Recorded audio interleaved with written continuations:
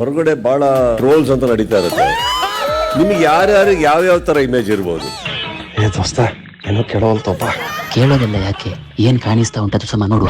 ಏನ್ ನೋಡೋ ಕ್ಯೂರಿಯಾಸಿಟಿ ಇತ್ತು. ಕೇಕ್ ತಿನ್ಸಾಕತ್ತಿದ್ರಲ್ರಿ ಅದನ್ನ ನೋಡಾಕತ್ತೀವಿ ಸರ್. ಅಲ್ಲಿ ಏನ್ ಎಕ್ಸ್ಪೆಕ್ಟ್ ಮಾಡ್ತಾ ಇದ್ರಿ ಇದಂದ್ರೆ? ಸರ್ 3 ತಿಂಗಳು ಆಗಿತ್ತಲ್ಲ ಸರ್. ನೀವಿಬ್ರು ಇಣಕ್ ನೋಡ್ಬೇಕಾರೆ ಏನಾದ್ರೂ ಕಂಟೆಂಟ್ ಸಿಕ್ಬಿಟ್ಟಿತ್ತು ಅನ್ಕೊಳ್ಳೋಣ, ಏನ್ ಮಾಡ್ತಾ ಇದ್ರಿ? ಅದನ್ನೇ ರಿವೈಂಡ್ ಮಾಡಿ ಯೋಚನೆ ಮಾಡ್ತೀವಿ.